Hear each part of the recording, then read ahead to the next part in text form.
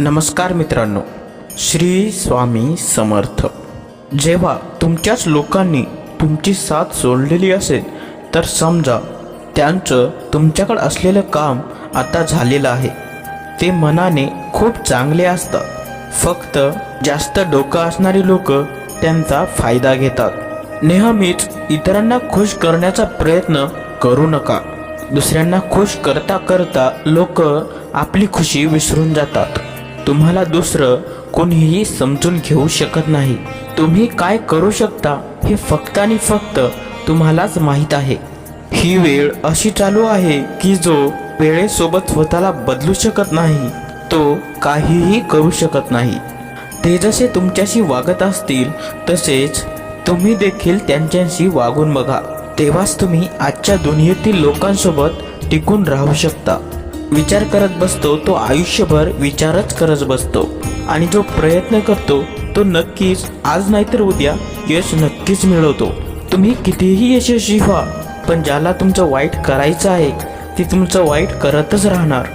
लोकांबरोबर बोलणं मी कमी केलं आहे, कारण त्यांच्याच तोंडून मी स्वतःचं वाईट ऐकलं आहे.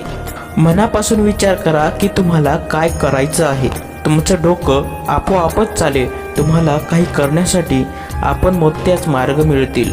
जर तुम्ही कोणाचा आधार बनू शकत नाही तर किमान कोणाच्या दुःखाचं कारणही बनू नका. जर तुम्ही मोक्याची वाट बघत असाल तर हे नक्कीच चुकीचं आहे, कारण मोका मिळत नसतो, तो आपल्याला बनवावा लागतो. जोपर्यंत तुम्ही यशस्वी होत नाही तोपर्यंत कुणालाही काही सांगू नका. तुम्ही नेमकं करताय तरी काय? यशाच्या शर्यतीत टिकण्यासाठी नेहमी काही ना काही नवीन करा. जोपर्यंत भीती आहे तोपर्यंत तुम्ही काहीच करू शकत नाही, पण ज्या दिवशी तुमच्या मनातील भीती जाईल त्या दिवशी तुम्ही सर्व काही करू शकता. जर तुमच्याजवळ पैसा असेल तरच दुनिया तुम्हाला विचारेल, नाहीतर आपली माणसं देखील आपल्याला ओळख दाखवत नाहीत. जीवनात कधीही उदास होऊ नका, कारण आपलं जीवन, आपली जिंदगी ही एका क्षणात बदलून जाऊ शकते. विचार करणं ही खूप गोष्टी मोठी नाही, पण ते करणं ही खूप मोठी गोष्ट आहे. कारण विचार करण्यात आणि तो विचार अस्तित्वात आणण्यात यात खूप मोठा फरक आहे. जिथं खोटं बोलून कुणाची तरी मदत होऊ शकते, कुणाचा तरी जीव वाचू शकतो, त्या ठिकाणी खोटं सर्वात मोठं असू शकतं. जिंकण्याची मजा तेव्हाच येते जेव्हा आपल्या हरण्याची भीती आपल्याला व सर्वांना असते. कधी कुणाला सहजपणे अवेलेबल राहू नका. लोक तुम्हाला स्वस्त समजतील. ज्या दिवशी कोणी एखादी व्यक्ती तुमची सवय बनून जाते त्या दिवसापासून ती व्यक्ती तुम्हाला कधीही उद्ध्वस्त करून ठेवू शकते. हे परमेश्वरा, तो नक्कीच मला एकटं ठेव, पण अशा लोकांपासून नक्कीच दूर ठेव जे खेळ खेळून आपल्या आयुष्यातून निघून जातात. चुका, आयुष्यात खाल्लेली ठोकरे हे मनुष्याला खूप काही शिकवून जातात. कधीच एका भेटीवर विश्वास ठेवू नका, कारण या दुनियेत लोक गरज नसेल तर वर्षानुवर्ष असलेली नाते लोक विसरून जातात. ज्यांना ज्ञान आहे त्यांना घमंड कुठला, आणि ज्यांना ज्ञानाचा घमंड आहे त्यांना ज्ञान कुठलं.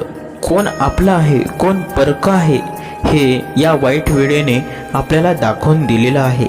आता तर आपलीच माणसं धोका द्यायला लागलेली आहेत. दुश्मन तर लांबचीच गोष्ट आहे. या दुनियेत सर्वात वजनदार मतलब आहे. मतलब झाल्यावर मोठ्यातील मोठं नातं देखील हलकं होऊन जातं.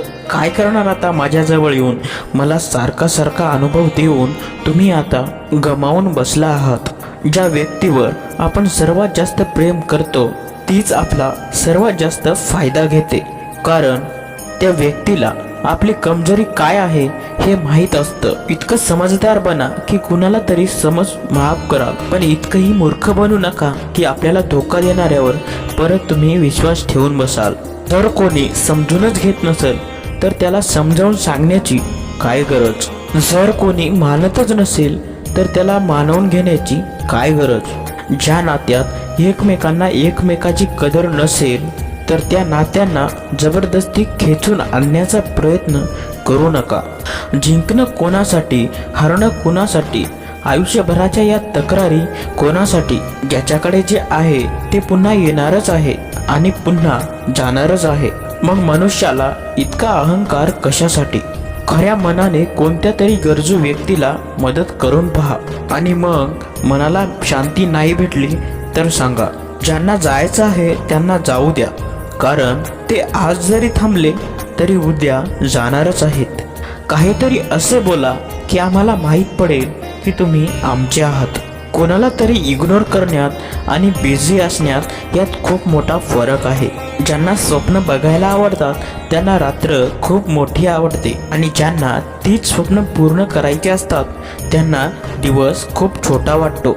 सुंदरता यात नाही की आपण कसे दिसतो, तर सुंदरता यात आहे की आपण इतरांशी कसे वागतो. मला कमजोर समजण्याची चुकी करू नका. मला प्रेम आणि वार हे वेळ आल्यावर कसं करायचं हे चांगलंच माहीत आहे. शांतता कोणत्याही कारणाशिवाय असू शकत नाही, तर काही दुःख असे असतात जे आपला आवाज देखील काढून घेतात. श्री स्वामी समर्थ.